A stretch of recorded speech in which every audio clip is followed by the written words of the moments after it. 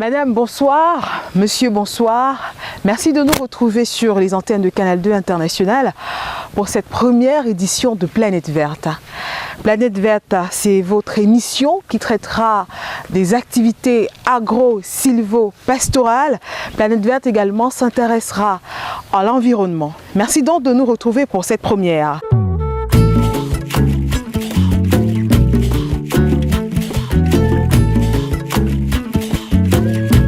Pour lancer cette édition, le B.A.B.A. en matière de formation et d'apprentissage nous intéresse. Incursion dans l'univers de l'encadrement du fer de lance de la nation. La suite promet d'être enrichissante. Bienvenue à tous.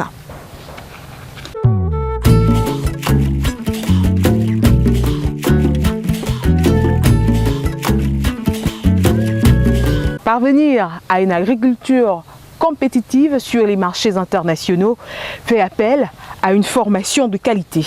L'État du Cameroun a créé des écoles techniques et des collèges régionaux d'agriculture pour répondre à ce besoin de connaissances et de professionnalisation.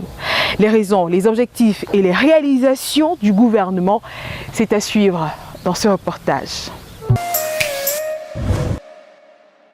Un enfant qu'on éduque est un homme qu'on gagne. Le disait Victor Hugo, l'éducation à la culture du sol dès l'enfance a toujours été une des activités principales de nos parents en zone rurale. Dans cette partie du pays, la culture du sol, le travail de base de la première source de revenus considérable. Il y a quelques années, la production rurale, dotée de techniques ancestrales, parvenait encore à résoudre les problèmes de l'auto-alimentation. Avec le boom démographique, les zones rurales et la venue des acheteurs étrangers de nos productions, nos récoltes, bien que dans un effort de résistance, s'avèrent de nos jours insuffisantes pour combler cette grosse demande nationale et internationale en produits agricoles. L'État camerounais, conscient de la place de l'agriculture dans notre économie, a entamé un vaste chantier de formation des jeunes Camerounais à l'agriculture, à la pêche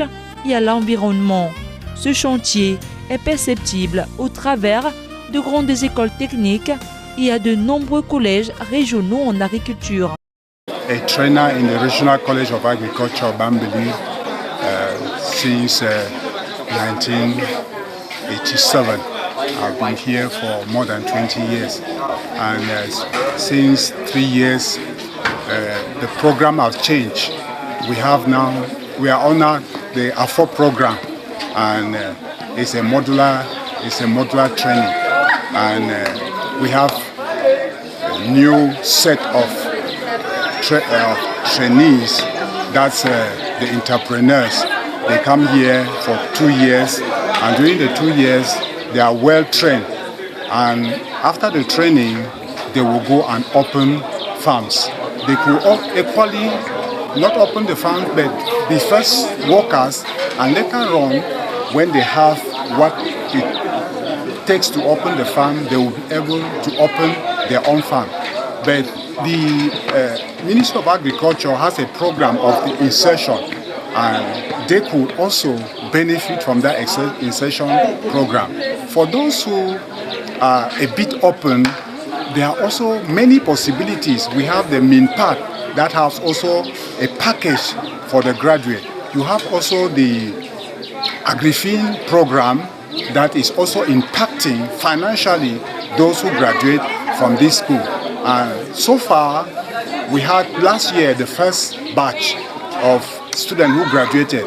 Among the 54 that graduated from last year, 11 went to Israel for further training. And we have also 3 of them that went to FASA in Cham.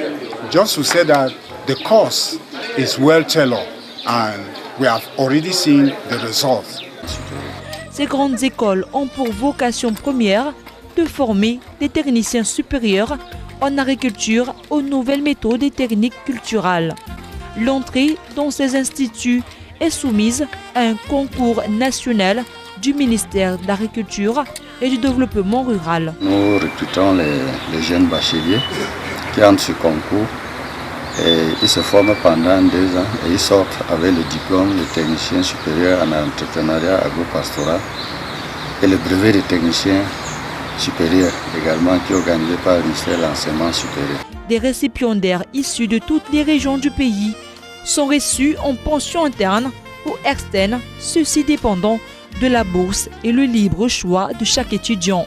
La répartition des admis au concours dans les différents établissements par le Minader est de 40 étudiants pour les écoles techniques et 50 étudiants pour les collèges régionaux. Je suis arrivée à Bambili par un concours que le ministère de l'Agriculture et du Développement rural a lancé il y a de cela 2 ans et j'ai été admise au collège régional d'agriculture.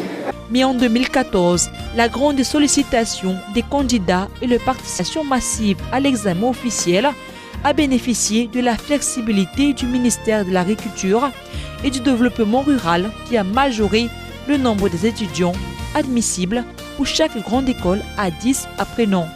Cette augmentation a boosté les inscriptions de 60 étudiants pour les collèges régionaux et de 50 pour les écoles techniques en agriculture.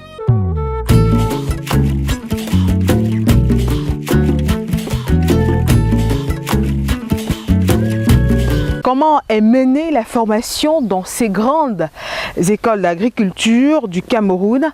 La qualité des cours dispensés, les enseignants et le cadre de vie. Planète Verte vous en fait un compte rendu. Suivant des cours théoriques et pratiques intensifs, les apprenants sont soumis aux réalités des travaux champêtres, de la préparation de la terre, du choix des semences à la mise en terre des plantes, en passant par la mécanisation des méthodes culturales. Tout est pris en compte avec le maximum de sérieux. On nous enseigne la biologie animale, biologie végétale, ainsi que la mécanisation dans les champs, comment est-ce que les méthodes de culture, les méthodes appropriées en accord avec les zones écologiques du Cameroun. En fait, le séjour se passe bien, les cours se passent bien.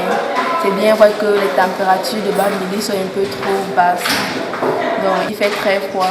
Les jeunes se forment surtout en matière d'utilisation de l'eau, comment maîtriser l'eau. Ça, c'est notre profil et future vocation. Maîtriser et gérer l'eau pour l'agriculture, parce que c'est un problème, l'écologie de la zone est très fragile. Nous n'avons que 4 mois de saison pluvieuse contre 8 mois de saison sèche.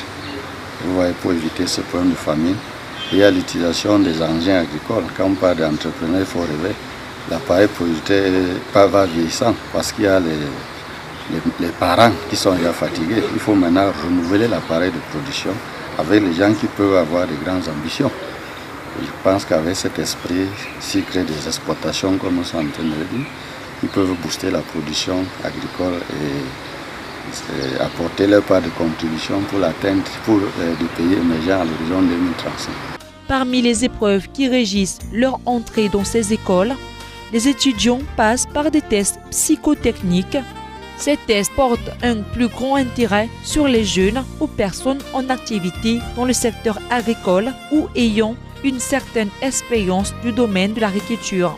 Je fais dans l'agriculture depuis ma tendre jeunesse parce que mes parents ont été agriculteurs.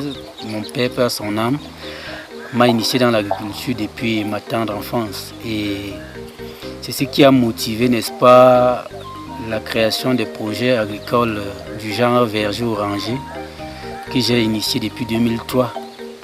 Et suite à cette aubaine qui nous a été accordée par le ministère de l'Agriculture, via le projet innovant de l'amélioration de l'agriculture, j'ai donc pensé qu'il fallait venir ici et le concours de 2013 a été pour moi, n'est-ce pas, la bienvenue.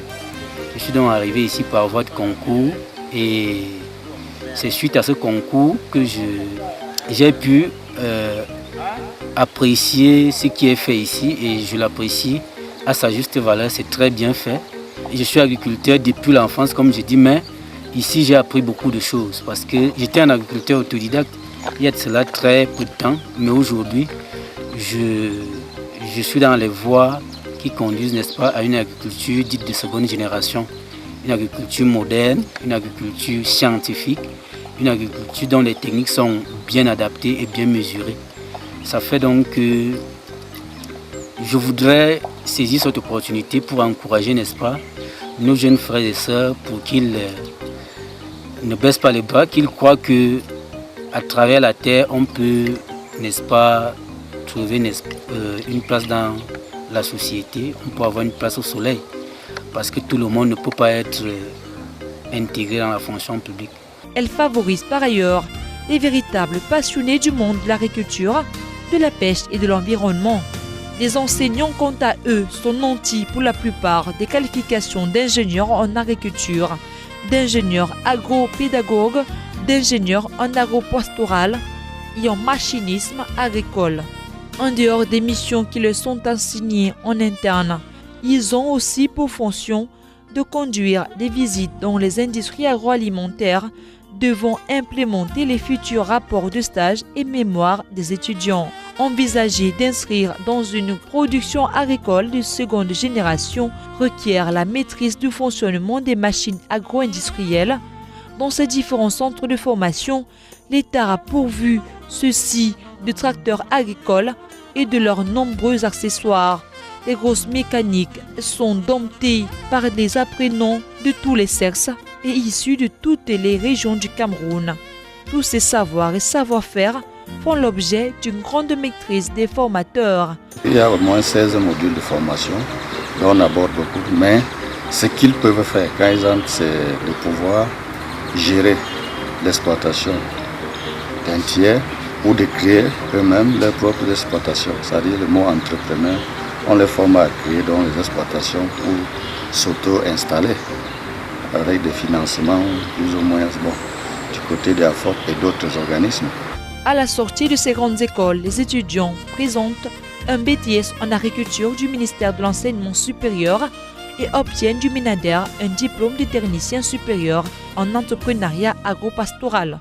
Par le concours de la mission AFOP, programme d'appui à la rénovation et au développement de la formation professionnelle dans les secteurs d'agriculture et de la pêche, plusieurs projets des jeunes étudiants ayant bénéficié d'une élaboration appliquée se verront financés à la fin de leur séjour en formation. Mon vœu le plus cher, c'est que je puisse, n'est-ce pas, trouver des financements pour mener à bien mon travail, parce que non seulement je fais dans la transformation du cacao aussi depuis 2010, mais je me suis initié aussi à la culture du bananier plantain, qui à un moment a connu, n'est-ce pas, une baisse dans la culture, parce que tout le monde ne s'intéressait plus à la culture du bananier plantain. Je voudrais davantage m'appliquer dans la culture, dans la cacaoculture aussi, parce que je suis de ceux qui pensent que nous devons consommer ce que nous produisons nous-mêmes, que d'exporter et puis ne pas savoir les vertus qu'a le cacao. C'est le label qui a beaucoup de vertus sur le plan de la santé, sur le plan même de la transformation, parce que le cacao m'a aidé. J'ai fait une crise d'hémorroïdes, c'est à travers le cacao, c'est grâce au cacao que j'ai pu me remettre, parce que j'utilisais régulièrement le beurre de cacao. L'intendance de ces centres de formation est sous la commande d'un directeur d'école assisté d'un conseil d'administration. Le conseil prend en compte de nombreux paramètres, des organismes régionaux, nationaux et internationaux devant accompagner les étudiants à la sortie de l'école. The school, for as long as it exists, has been carrying out agricultural activities, livestock activities in the domain of giving training to youth, young entrepreneurs, and so on. So we have a vision in accordance with the state program by 2035, that the results that we are having now, based on the training that we are giving to the children, will be outstanding. We are preparing these children to meet up with government vision by 2035, that the students we are graduating from this school will be able to produce results that will eventually meet up with the aspiration of the government as far as the increase in agriculture and livestock in this country is concerned. A FOP program for which we are deliberating here is a very, very good program for youth. Unfortunately, what I can say is that many youth like schools like ENAs, INSET and others, where they will go for the matricule. It is unfortunate, but I'm here to say that to youth who are looking at this program, the AFO program is a very wonderful vision. It makes you independent, and you yourself, instead of being employed, you will employ. Les délégations régionales du Minader ne sont pas en reste et représentent valablement la hiérarchie dans leurs régions respectives. Il faut dire que le board, ce que nous faisons ici, franchement, c'est en droite ligne avec la politique du chef de l'État d'atteindre l'émergence d'ici l'année 2035. Au niveau du ministère de l'Agriculture, le ministère est en train de faire tout possible pour que l'émergence arrive avec également les efforts de l'agriculture.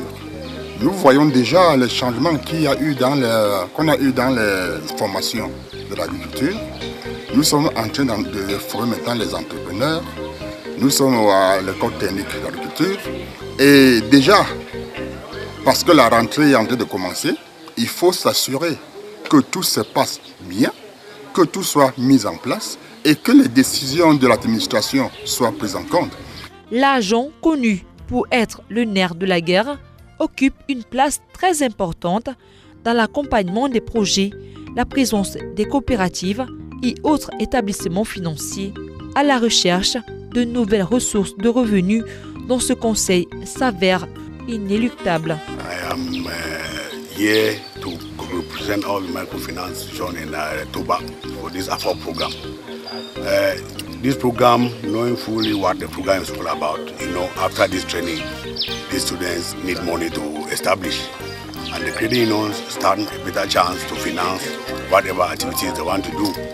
When you look at the program, you see that the government is trying to train entrepreneurs. Entrepreneurs are those who, at the end of the program, will start up their own businesses. Once they start up their businesses, it is the credit, they need finances.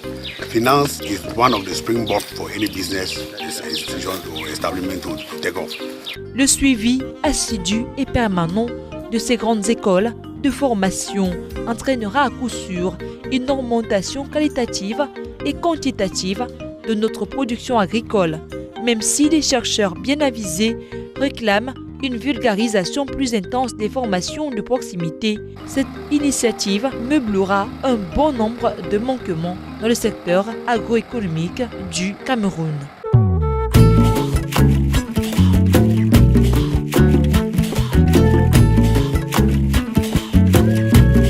Un esprit sain dans un corps sain, cette formation passe également par la pratique d'activités sportives bien prises en compte par les administrateurs. Parmi les disciplines pratiquées, le football, le volleyball, très prisé par certains de ces établissements scolaires. Suivez plutôt.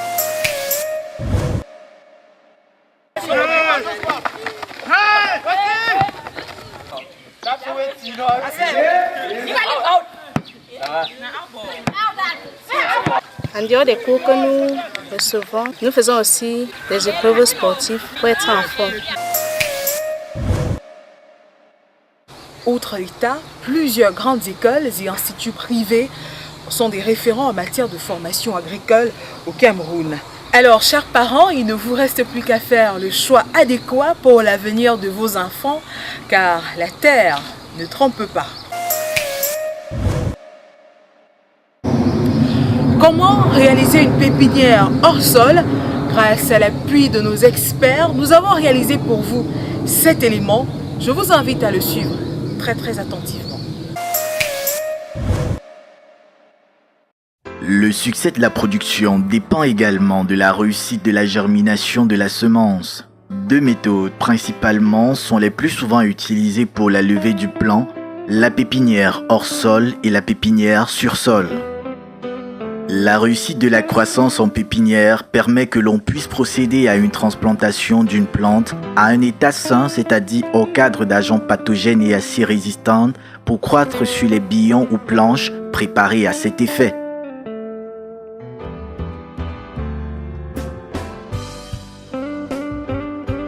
La pépinière hors sol, très conseillée, garantit une germination à plus de 95%. Bien suivie, elle permettra après transplantation que le cultivateur soit capable d'assurer à la plante une croissance idéale. Comment monter une pépinière hors sol? Pour monter une pépinière hors sol, nous avons besoin de bâtir un petit hangar où seront posés nos alvéoles. Les alvéoles étant des poches artificielles qui, remplies de terre, vont recevoir la graine. Le hangar doit être protégé d'une bâche ou d'un plastique pour empêcher l'introduction d'un agent microbien ou des rongeurs. Comment monter une pépinière hors sol? La première étape est la sélection de la terre pour pépinière. Elle doit provenir de la forêt encore humide et riche de toutes ses propriétés nutritives pour la graine. Ensuite, l'on doit procéder à son tamis pour avoir un sol meuble et dégarni de racines, cailloux et autres impuretés. Avec lesquels on va donc mettre les graines pré-germées. Et c'est avec cette terre, nous avons la chance qu'elle est acceptée, qu'il n'y a pas de racines et tout ce qui peut entraver à l'évolution de la germination de notre plant et qu'il passe une première semaine dans les bonnes conditions. Cette terre, elle n'est pas pure. Il y a certaines saletés d'une certaine grosseur qu'on a éliminées, mais il y a certains microbes qui sont dans la terre, dans cette terre-là qu'on ne peut pas voir. Donc après ce tamis, on a tamisé cette terre-là pour avoir d'abord ce substrat. Après ça, donc, nous allons chauffer. Donc, on va stériliser cette terre-là en chauffant jusqu'à un certain degré. La terre tamisée doit être chauffée à une température égale ou supérieure à 100 degrés Celsius. Placez la terre recueillie dans des sacs isolés. Stérilisez nos alvéoles avec de l'eau bouillie à 100 degrés Celsius. Ajoutez un stimulant ou engrais pour permettre la levée de la graine. La composition chimique du sol de la zone du centre est tellement acide et il y a très peu de calcium. Et le calcium est un facteur très nécessaire dans la chimie du sol. Voilà pourquoi nous allons prendre un engrais composant de calcium.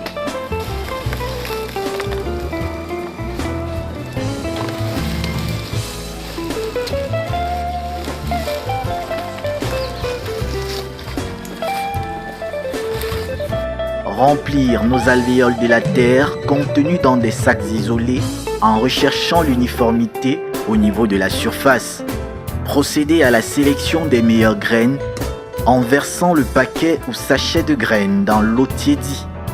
Les graines qui monteront en surface sont jetées. On ne pourra utiliser pour notre pépinière que les graines restées au fond de l'eau. Les graines ainsi recueillies vont être enfouies dans les poches d'alvéoles remplies de terre. Enfouir la graine à 2 ou 3 fois sa taille dans la profondeur de la terre. Surveiller la croissance tous les jours en lui apportant de l'eau nécessaire au développement de la graine. La distance de la pose des alvéoles doit être au moins à 1 mètre du sol. 3 à 7 jours suffisent le plus souvent pour voir apparaître les premiers bourgeons. Après 3 semaines, la transplantation doit avoir lieu. Elle consiste à enlever de la pépinière les jeunes pousses pour les délocaliser dans les champs et sur les planches ou billons préparés à cet effet.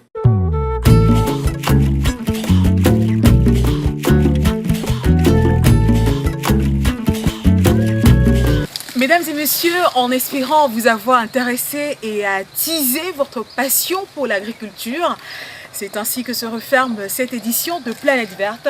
On prend rendez-vous dans 2 semaines pour une nouvelle production. À très bientôt sur Canal 2 International.